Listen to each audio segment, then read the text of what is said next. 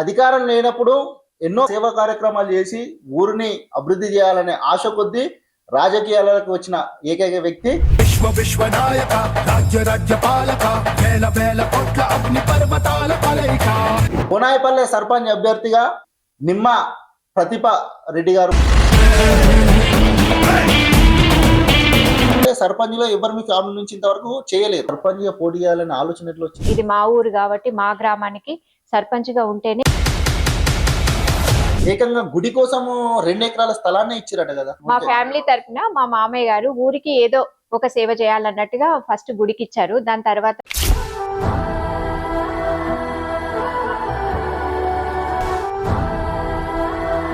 గతంలో ఉండి ఆల్రెడీ ఊరి కోసం ఎంతో కొంత సర్పంచ్ పదవులు అనుభవించిన వాళ్ళు వాళ్ళని ఎదుర్కొనేంత శక్తి మీ దగ్గర ఉందా మేడం? ఖచ్చితంగా ఉంది. అసలు ఊర్లోనే ఉండరు, సర్పంచ్ గా పోటీ చేస్తుంది. ఒకవేళ ఈమె గెలిస్తే మరి మమ్మల్ని ఎట్లా పట్టించుకుంటారని ప్రజలు అంటారు. అవసరం కొద్ది కాలు పట్టుకొని అవసరం కొద్ది ఓటు అడుగుడు కాదు. మరి డబ్బులు బాగా సంపాదించుకోరా మేడం? నేను స్వచ్ఛందంగానే ఓట్లు అడుగుతున్నా మా ఊర్లో. కానీ ఈ మాటలన్నీ ఎలక్షన్ అయిపోయిన తర్వాత ఉంటాయా? మనం ఏదైనా చేద్దాం అనుకుంటే మనకు సహకరించే వాళ్ళు కూడా ఉండాలి ఊర్లో. సర్పంచ్ పదవి ఒకటేసారి చేస్తా, గెలిసే చూపిస్తా. హాయ్ హలో వ్యూవర్స్, నేను మీ మేరు రాజేష్. ఈరోజు మన గెస్ట్ కోనాయిపల్లె సర్పంచ్ అభ్యర్థిగా గతంలో అధికారం లేనప్పుడు ఎన్నో సేవా కార్యక్రమాలు చేసి ఊరిని అభివృద్ధి చేయాలనే ఆశ కొద్దీ రాజకీయాలకు వచ్చిన ఏకైక వ్యక్తి నిమ్మ ప్రతిభ రెడ్డి గారు మనతో ఉన్నారు. ముందుగా మేడంకి అయితే వెల్కమ్ చేద్దాం. మేడం నమస్తే. మేడం నమస్తే. బాగున్నారా మేడం? బాగున్నాను. ఇప్పుడైతే సర్పంచ్ అభ్యర్థిగా నామినేషన్ వేసారు, బట్ ఈ అధికారం అనేది ఏం లేకముందే ఊరు కోసం కొన్ని సేవా కార్యక్రమాలు చేసారు కదా. అసలు ఆ ఆలోచన ఎట్లా వచ్చింది మేడం మీకు? ఆ సేవా కార్యక్రమాలు చేయాలి, ఇట్లా ఊరికి ఇట్లా అభివృద్ధి చేయాలి.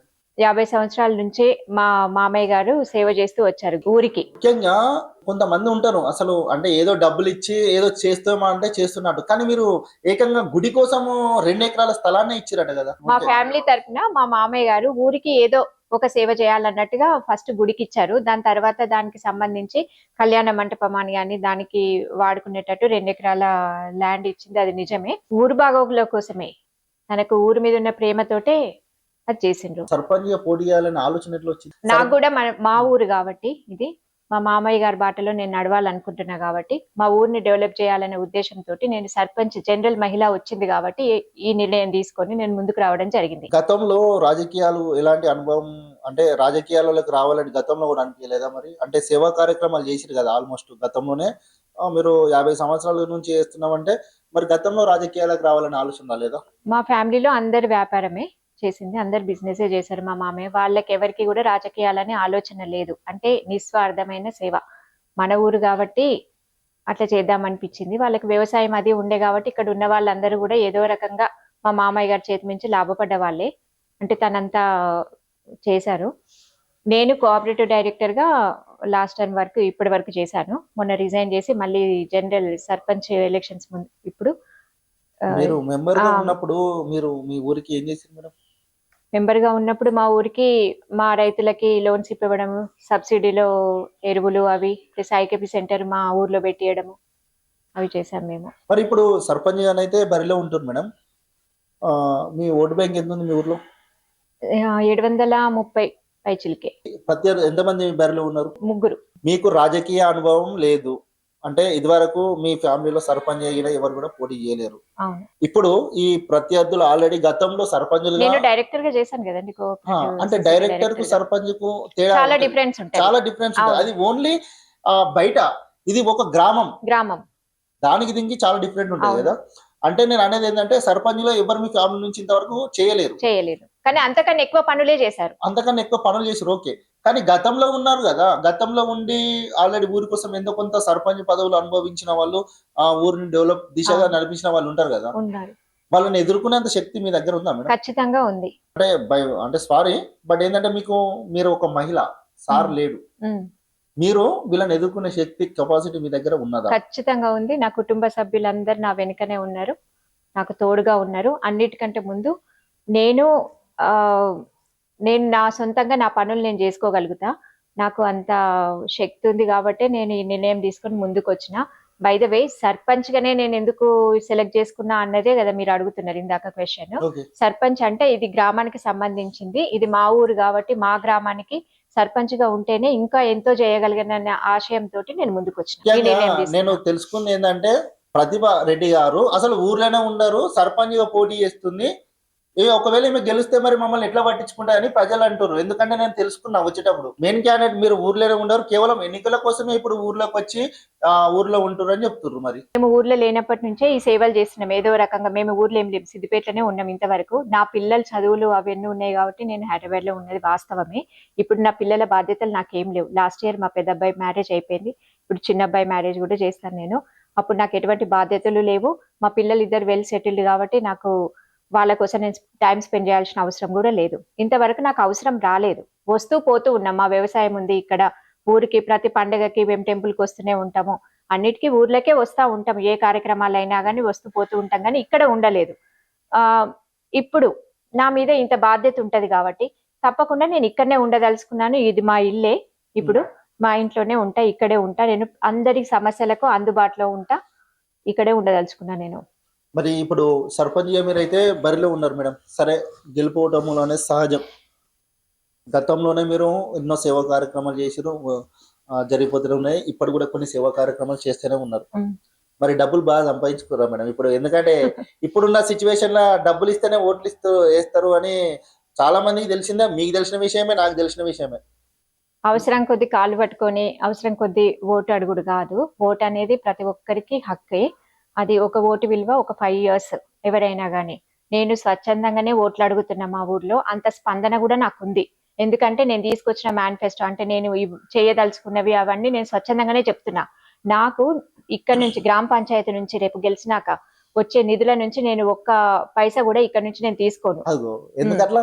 నాకు అవసరం లేదు. అంటే చాలా మంది వాళ్ళ కడుపు నింపుకున్న తర్వాత నేను సర్పంచ్ పదవి అనేది ఒక కిరీటం లాగానో ఏదో నేను పెద్ద హోదా ఉన్నట్టు అట్లా చెప్పుకోవడానికి చేయట్లేదు. మా గ్రామానికి సర్పంచ్ అనే పదవి ద్వారా నాకు వచ్చే నిధుల ద్వారా గ్రామాన్ని అభివృద్ధి చెందామనుకుంటున్నా నేను. అంతేగాని నేను సంపాదించుకొని నేను పైసలు దగ్గర పెట్టుకొని నేను ఇక్కడి నుంచి ఏదో సంపాదించుకోవాలని అనుకోవట్లేదు. నా పిల్లలు ఇద్దరు సెటిల్డ్, వాళ్ళ సంపాదనలు వాళ్ళకు ఉన్నాయి, నేను హ్యాపీగానే ఉన్నా. మరి సెటిల్ అన్నాక మరి రాజకీయాలు ఎందుకు మేడం? రాజకీయాలు ఎందుకొద్దు? రాజకీయాలు అనేది ఇప్పుడు ఈ పదవి అనేది నేను ఊరికేనే ఉన్నాను అనుకోండి, మీరు నేను ఒకటేలాగా ఉన్నాం. ఇప్పుడు నేను ఇప్పుడు ఊరికి ఏం చేయగలుగుతా? చేసేటివి కొన్ని చేస్తా, అన్ని చేయలేను కదా. నా తరఫు నుంచి కొన్ని చేయాలంటే నాకు ఒక పదవి అవసరమే కదా. అందుకోసము ఇది ఇప్పుడు చెప్తున్నా. నేను జనరల్ ఉమెన్ కాబట్టి నేను ఈ నిర్ణయం తీసుకొని ఇంత ముందుకు వచ్చి దీనికోసం పోరాడుతున్నా. సర్పంచ్ పదవి ఒకటేసారి చేస్తా, గెలిసే చూపిస్తా. ఇప్పుడు ఒక్కటేసారి చేస్తా, ఒక టర్మ్. అందులో ఎంత అభివృద్ధి చేయాలనో అంత అభివృద్ధి చేసే చూపిస్తా. సరే, మరి నెక్స్ట్ టైం మళ్ళా సేమ్ రిజర్వేషన్ వస్తుంది అనుకోండి, మళ్ళీ పోటీ చేస్తారా? చెప్పాను కదా ఇప్పుడు దానికి ఆన్సర్. ఒక్కటేసారి చేస్తా. మళ్ళీ నేను నిల్చున్నా అనుకోండి, అప్పుడు వచ్చి మీరే ఇంటర్వ్యూ తీసుకోండి ఎందుకు నిల్చున్నారు మేడం అని. మరి మీరు ఏదో మేనిఫెస్టో రాసుకున్నా అని చెప్తారు కదా, ఏంటి మేడం? మా ఊరికి సంబంధించి కొన్ని నా సొంత పెట్టిన, ఇందులో నేను చేయగలిగేటివి పెట్టిన.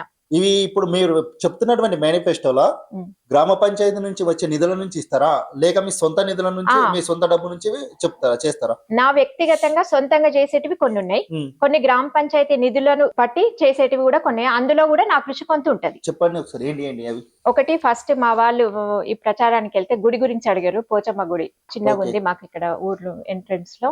దానికోసము ఒక గుడి చుట్టూ ప్రహారు గోడ లాంటి నిర్మాణం చేయమన్నారు.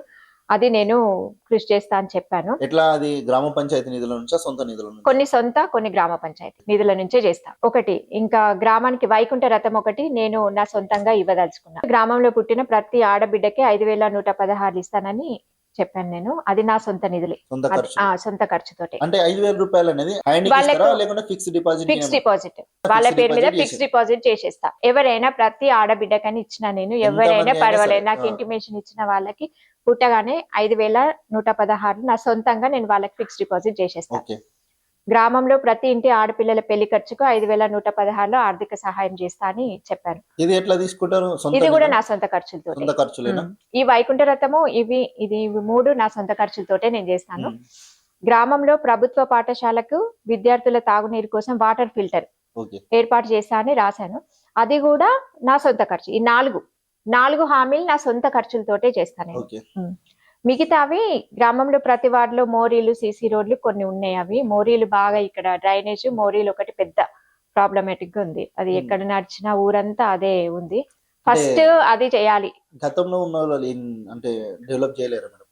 నేను అదేం చెప్పను కానీ, కాకపోతే ఇప్పుడున్న పరిస్థితుల్లో నేను గమనించిన దాన్ని బట్టి ఎప్పటి నుంచో చూస్తున్నా నేను. ఓకే. సో ఇప్పుడు నాకు ఈ అవకాశం ఇస్తే తప్పకుండా ఫస్ట్ అది నా దృష్టికి వచ్చింది కాబట్టి, అది నేను గమనించిన కాబట్టి అది చేస్తా 100%. దానికోసం ఫస్ట్ అది. ఓకే తర్వాత గ్రామంలో ముఖ్య కూడల్లో సోలార్ లైట్స్ పెట్టడానికి ఇది నా సొంతమే. సొంత ఖర్చులతోనే సోలార్ లైట్స్. సోలార్ లైట్స్ గ్రామంలో ప్రతి గ్రామ పంచాయతీ ఇది చాటింపుకి ఏదో మైక్ సెట్ అది ఒకటి లేదు Okay. మాకు. ఇవన్నీ చిన్న చిన్నవి కానీ ఇవి కంపల్సరీ ఎసెన్షియల్స్. ఓకే ఇవి నేను నా మేనిఫెస్టోలో పెట్టింది. ఈ ఇంకా మేనిఫెస్టోలో పెట్టింది మాత్రం 8 మాత్రమే ఉన్నాయి. 8. ఇందులో 4 మీ సొంత ఖర్చులతోనే పెడతామని చెప్తున్నారు. ఇందులో ఇంకేమైనా సమస్యలు ఉన్నాయా మేడం? ఇంకా చాలా సమస్యలు ఉన్నాయి. చాలా అంటే ఇంకా వాళ్ళ వ్యక్తిగత ఇప్పుడు స్కూల్ ఒకటి. ఓకే స్కూల్ గురించి స్కూల్ మా దగ్గర అంతకు ముందు 7th క్లాస్ వరకు ఉండే. Okay. స్కూల్ బిల్డింగ్ అంతా పాత పడిపోయి ఉంది. ప్లే గ్రౌండ్ సరిగ్గా లేదు, అంత చెట్లు మొలిచిపోయి బాగాలేదు. అది బిల్డింగ్ కూడా అంత పాత అయిపోయింది. స్కూల్ కూడా పిల్లలందరినీ వేరే ముండ్రాయి స్కూల్ కు పంపిస్తున్నారంట. ఓకే సో ఎందుకంటే ఇక్కడ స్కూల్ బాగాలేదని చెప్తున్నారు. బస్ ఫెసిలిటీ ఒకటి లేదని అన్నారు. ఓకే. బస్సెస్ సరిగ్గా వస్తలేవు కాబట్టి ముండ్రాయికి పంపిస్తున్నామని చెప్తున్నారు. అదొకటి సాల్వ్ చేయడానికి బస్సు అది చేస్తానని చెప్పాను నేను. అది దానికోసం నేను ట్రై చేస్తాను 100%. ఇంకోటి స్కూల్ బిల్డింగ్, ఓకే. అది కొన్ని గవర్నమెంట్ నిధులు, కొందరు ఎవరైనా ఫౌండర్స్ అట్లాంటి వాళ్ళు ఎవరైనా ముందుకు వస్తే వాళ్ళ హెల్ప్ తీసుకొని స్కూల్ బిల్డింగ్ కూడా చేద్దామనే ప్లాన్ ఒకటి ఉంది నాకు. బిల్డింగ్ ఇది వరకు ఉన్నదాన్ని రిపేర్ చేపిస్తారా లేకుంటే మళ్ళీ కొత్త కన్స్ట్రక్షన్? అది చూస్తాను నేను టైం ని బట్టి, మనకు వచ్చే స్ట్రెంత్ ని బట్టి. ఇప్పుడు అంతకు ముందు 7th క్లాస్ వరకు ఉన్నది, ఇప్పుడు ఒక 10 members 12 members స్టూడెంట్స్ ఉన్నారంట. ఓకే మరి స్టూడెంట్స్ లేకపోతే గవర్నమెంట్ వాళ్ళు కూడా స్కూల్స్ తీసేస్తున్నారు కదా. ఇప్పుడు అది నేను కొంచెం రీసెర్చ్ చేయాల్సింది. ఓకే. దాని తర్వాత దాని గురించి 100% చెప్పాను నేను. తర్వాత కూడా కొంచెం మోటివేట్ చేసి జస్ట్ ర్యాలీస్ అట్లా పెట్టి ఇప్పుడు ఈ అకాడమిక్ అయిపోయినాక గవర్నమెంట్ స్కూల్లో చదివించే పని చేద్దాము, చేయాలి అనుకుంటున్నా. అది స్కూల్ కూడా దానికి తగ్గట్టుగా మంచి కట్టియాలనేది ఉంది నాకు. ఓకే. చెప్తున్నా కదా, దానికి నా సొంతంగా నేను సరిపోను ఓకే వాస్తవానికి. అది అందరి హెల్ప్ కొంత, గవర్నమెంట్ హెల్ప్ కొంత తీసుకొని ఖచ్చితంగా చేయదలుచుకున్నా. నా హయాంలో నాకు అవకాశం ఇస్తే అదొకటి గుడేట్ల మా మామయ్య గారు కట్టించిండ్రు, ఓకే స్కూల్ కూడా కట్టియాలని నా కోరిక. ఇంకా ఎంప్లాయ్మెంట్ ఓకే కొందరు బీడీ కార్మికులు ఉన్నారు, ఓకే కొందరు పెన్షన్స్ వస్తలేవని అన్నారు. పెన్షన్స్ అంటే మనం అప్లై చేయాల్సిందే. ఇంకా వాళ్ళ అర్హతను బట్టి వాళ్ళకి రావడానికి నేను ప్రయత్నిస్తా, చేపిస్తా అవన్నీ. ఇంకా సెల్ఫ్ ఎంప్లాయ్మెంట్ కూడా నేను ప్లాన్ చేస్తున్నా. ఏందనంటే ఈ మహిళలకు కుట్టు మిషన్లు ఏదైనా కుట్టు నేర్పించడం, ఓకే. ఇంకా వేరే చిన్న చిన్న ఏమో వస్తున్నాయి కదా ఇప్పుడు స్మాల్ స్కేల్ ఇండస్ట్రీస్ పెట్టుకోవడానికి, అట్లాంటివి ఏమైనా ప్రయత్నిస్తా. అట్లాంటిది ఏదైనా చేద్దాం అనుకుంటున్నా. బీడీలు చేసే వాళ్ళకు ఆ తంబాకు స్మెల్ అది పడక ఏదైనా చిన్న మన చుట్టుపక్కల ఉన్న కంపెనీస్ అట్లాంటివి ఉంటే వాటిలో జాబ్స్ కావాలని అంటున్నారు లేడీస్, మహిళలకి. వీళ్ళందరికీ మీరు ఇంత దగ్గరుండి చేపించేంత కెపాసిటీ ఉందా మేడం అసలు? కెపాసిటీ అంటే చేస్తా, అర్హత ఉన్న వాళ్ళకి ఓకే, తప్పకుండా మీరు చేస్తా. చెప్తున్నది 100% కరెక్టే మేడం, నేను కాదు అంటలేను. కానీ ఈ మాటలన్నీ ఎలక్షన్ అయిపోయిన తర్వాత ఉంటాయా? నేను చెప్పాను కదా, నాకు ఇప్పుడు మేము అంటే చాలా మందిని చూస్తున్నా మేడం, ఎంతో మందిని అడుగుతున్నా, చాలా మంది కూడా ఇదే మాట చెప్తారు. ఎందుకంటే మేము ఇది చేస్తాం అది చేస్తామని చెప్తా ఉంటారు. ఎలక్షన్ అయిపోయిన తర్వాత మళ్ళీ కొంతమంది వాళ్ళ దగ్గర కూడా పోరు, సమస్యలు కూడా పట్టించుకోరు. చాలా మంది ఉన్నారు, మీకు కూడా తెలుసు. మనం ఏదైనా చేద్దాం అనుకుంటే మనకు సహకరించే వాళ్ళు కూడా ఉండాలి ఊర్లో. ఇప్పుడు నేను స్కూల్ అని 10 సార్లు చెప్పిన. ఆ స్కూల్ గురించి నేను ఇంత కష్టపడి తిరిగినప్పుడు కూడా అందరు చెప్పింది ఒకటే, వేరే ప్రాబ్లమ్స్ చెప్పిండ్రు కానీ స్కూల్ గురించి ఎవ్వరు అడగలేదు ఎక్కువ. అది నా ఇంట్రెస్ట్. ఎందుకంటే మన ఊరు అన్నప్పుడు స్కూల్ కూడా ఉండాలి కదా, మన పిల్లలు ఎక్కడికో పోవాలి కదా, దానికోసం ప్రయత్నిస్తా అని చెప్తున్నా. అందుకే నా శాయశక్తులు ప్రయత్నిస్తా. ఇవన్నీ వీళ్ళు అడిగిన ప్రాబ్లమ్స్. ఇంకా ఏమైనా ప్రాబ్లమ్స్ అని అంటే ఈ బీడీ కార్మికులు వాళ్ళు చిన్న ఎంప్లాయ్మెంట్ అదే అడిగిండ్రు. మనకున్న పరపతి తోటి కొంత, వాళ్ళకున్న అర్హత తోటి కొంత. అది ఇప్పుడు కుట్టు మిషన్లు ఇట్లాంటివి అని అంటే ఎన్నో సెంటర్స్ ట్రైనింగ్ ఇస్తున్నాయి కదా, సెట్విన్ అట్లాంటివి అవి ఇస్తున్నాయి కదా. అవి మనం ట్రై చేసి మన ఊర్లో పెడితే నేర్చుకున్న వాళ్ళు నేర్చుకుంటారు. నేర్చుకున్న వాళ్ళకి కుట్టు మిషన్లు ఇట్లా ఇప్పియడమో అట్లాంటివి ఏమైనా జరుగుతూనే ఉంటాయి కదా వాళ్ళది. ఇంకేమన్నా స్మాల్ స్కేల్ ఇండస్ట్రీస్ అట్లా వాళ్ళని మోటివేట్ చేయడం. వాళ్ళు ఓకే అంటే అందులో నేను కొంచెము ఇంకా ఏదైనా గవర్నమెంట్ హెల్ప్ తీసుకొని చేయడం. ఒకటి ఏంటంటే పిల్లలు చదువుకోవడానికి ఎగ్జామ్స్ ప్రిపేర్ అయ్యే పిల్లలు, గ్రూప్స్ కానీ అట్లాంటి గవర్నమెంట్ ఎగ్జామ్స్ ప్రిపేర్ అయ్యే పిల్లలకి ఒకటి లైబ్రరీ ఏర్పాటు చేద్దామని అనుకుంటున్నాము. అంటే లైబ్రరీ ఏర్పాటు అంటే ఎట్లా, ఆల్రెడీ ఇది వరకు ఉన్నదా లేకుంటే కొత్తగానా? ఇది వరకు ఊర్లో లైబ్రరీ లేదు. ఉన్న ఏదన్నా అంటే యూజ్ చేయని ఇల్లు ఏదన్నా ఏదన్నా బిల్డింగ్ rented లాంటిది ఏదైనా తీసుకొని. ఉంటే రెంటెడ్ తీసుకొని డెవలప్ చేసి గ్రంథాలయమే చేద్దామని అనుకుంటున్నా. ఇంకొకటి ఏంటంటే ఊర్లో ఉన్న లేడీస్ కి కానీ అందరికి ఎవరికైనా కానీ 3-4 మంత్స్ కి ఒకసారి హెల్త్ క్యాంప్ అలా పెట్టియడం. ఎందుకంటే మనకి సిద్దిపేట దగ్గరే ఉంది కదా, హెల్త్ క్యాంప్ అప్పుడప్పుడు పెట్టిస్తా ఉంటే కొంచెము లేడీస్ కి వాళ్ళ హెల్త్ ఇష్యూస్ గురించి వాళ్ళకి అవేర్నెస్ తెప్పియడము అట్లాంటివి కూడా చేద్దాం అనుకుంటున్నా. అట్లా చిన్న నాకు కొన్ని ఆలోచనలు ఉన్నాయి. అవన్నీ నేను అనుకోగానే కాదు, నేను చేద్దాం అనుకుంటే వాళ్ళు కూడా నాకు సహకారం చేయాలి. మరి ఇప్పుడు మీరు చెప్తున్నటువంటి విషయాలలో చాలా మటుకు మీ సొంత నిధుల నుంచి నేను చేపిస్తా, కొన్ని ఫండింగ్ తో చేపిస్తా అని అంటున్నారు మేడం. ఓకే, ఒకవేళ మీరు గెలిచిన తర్వాత గ్రామ పంచాయతీకి వచ్చే నిధులు మీరే సొంతంగా ఖర్చు చేస్తారా, లేక గ్రామ సభలు పెట్టిన ప్రజల వద్ద నుంచి ప్రజలకు లెక్క చెప్పి ఖర్చు చేస్తారా? గ్రామ సభలు పెడతాం. గ్రామ సభలు పెట్టేసి మేము పెట్టిన ఖర్చు గ్రామ పంచాయతీకి ఎంత ఉందో, మళ్ళీ ఎంత మిగులుబాటు ఉందో, ఏమేమి జరుగుతున్నాయో అవన్నీ అందరి సమక్షంలోనే చెప్పి చేస్తాం. కొన్ని ఊర్లలో గ్రామ సభలు పెట్టాలంటే ఏదో సంవత్సరానికి ఒకసారో 6 నెలలకు ఒకసారో ఎప్పుడో ఒకసారి పెడతారు. మీరు ఎట్లా పెడతారు గ్రామ సభలు మరి? ప్రతి నెల గ్రామ సభలు పెట్టేసి ప్రజల సమస్యలు తెలుసుకొని ఇంకేమైనా ఉందా అనేది దాని గురించి డిస్కస్ చేసుకుంటాము. 3 మంత్స్కి ఒకసారి గ్రామ పంచాయతీకి ఏదైనా నిధులు వచ్చి ఏదైనా వర్క్స్ జరిగినప్పుడు దానికి తగ్గ ఖర్చులు అవన్నీ అందరి ముందటి గ్రామ సభలో చర్చిస్తా. ఇంకా వాళ్ళకి ఏమన్నా అవసరాలు ఉన్నాయా, లేకపోతే ఇంకా ఊరికి సంబంధించిన సమస్యలు, వాళ్ళ వ్యక్తిగత సమస్యలు ఏవైనా చెప్తే ఇంకా నా ముందుకు నా దృష్టికి ఏదైనా తీసుకొస్తే వాటి గురించి చర్చించుకోవడము. ఏవైనా గ్రామ పంచాయతీకి వర్క్స్ జరిగినప్పుడు వచ్చే నిధులు అవి ఉంటాయి కదా, వాటి గురించి వాటి ఖర్చుల గురించి 3 మంత్స్కి ఒకసారి తెలియజెప్తాం. ముఖ్యంగా మిమ్మల్ని బాగా పర్టికులర్ ఈ ప్రశ్న అడగడానికి కారణం ఏంటంటే, నిమ్మ ప్రతిభారెడ్డి గారు ఊర్లో ఉండరు అనే టాక్ అనేది నేను ఊర్లోకి వస్తుంటే కూడా చాలా మంది ఇదే అంటారు. ఫస్ట్ ఇదే క్వశ్చన్ అడిగినా, ఇప్పుడు ఇదే క్వశ్చన్ అడుగుతున్నా. ఎందుకంటే ఓటు వేసుకొని గ్రామానికి అభివృద్ధి చేసుకున్నామని ప్రజలు అనుకుంటారు. ఆ క్యాండిడేట్ అనే వాళ్ళు ఊర్లో ఉంటేనే, ఒకవేళ అర్ధరాత్రి ఏదైనా సమస్య వచ్చింది అనుకో, మా ఊరు ఏదైనా హెల్త్ పరంగా అయినా సరే ఏ ఇష్యూ వచ్చినా కానీ మా ఊర్లో మా సర్పంచ్ ఉంటాడు అని సాల్వ్ చేసుకునే టాక్ అనేది ప్రజలకు వస్తుంది. ముఖ్యంగా ఇదే అంటున్నారు, ఊర్లో ఉండరు అని అంటున్నారు. అసలు నమ్ముతారా? మీకు నమ్మి ఓటేస్తారా ప్రజలు? ఖచ్చితంగా వేస్తారని అనుకుంటున్నా. ఎట్లా? అర్ధరాత్రి ఏదైనా సమస్య వచ్చింది అనుకో, సాల్వ్ చేస్తారా మీరు? 100% సాల్వ్ చేస్తాం. మనకు అర్ధరాత్రి వచ్చే సమస్యలు మాక్సిమం ఉండేటి ప్రాణాలు పోయే సమస్యలే వస్తాయి, అంటే హెల్త్ ఇష్యూస్ అట్లాంటివే వస్తాయి. దానికి హాస్పిటల్ అవసరం ఎవరికైనా. మనం ఉన్నది కోనేపల్లి, మనం ఇక్కడ నుంచి వెళ్ళాలంటే సిద్దిపేట, అక్కడ నుంచి మళ్ళీ హైదరాబాద్, డాక్టర్ సజెషన్ బట్టి. ఖచ్చితంగా దానికి నేను ఎప్పుడు అందుబాటులోనే ఉంటా. ప్రతి సమస్యకు నేను అందుబాటులోనే ఉంటా. నా మొబైల్ నెంబర్ గ్రామ పంచాయతీకి అతికేస్తా.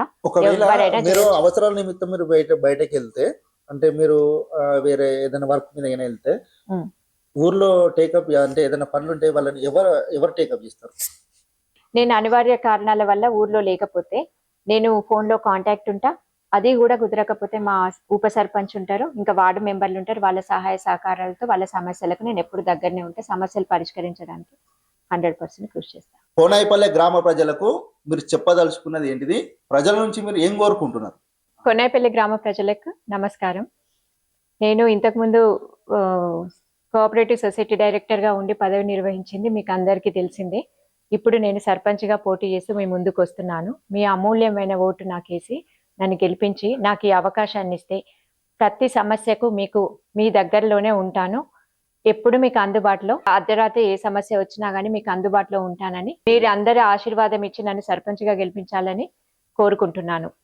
ప్రతి సమస్యకు మీ అందరికీ అందుబాటు ఉంటానని చెప్తున్నాను. రైట్, చూస్తున్నాం కదా, కోనాయిపల్లె గ్రామ సర్పంచ్ అభ్యర్థిగా నిమ్మ ప్రతిభారెడ్డి గారు చెప్తున్నారు ఏంటంటే, సొంత ఖర్చులతోని ఊరికి ఆడపిల్ల పుడితే 5,000 రూపాయలు ఫిక్స్డ్ డిపాజిట్ చేస్తా, తర్వాత ఆడపిల్ల పెళ్లి అయితే 5,000 పదార్లు డొనేట్ చేస్తా.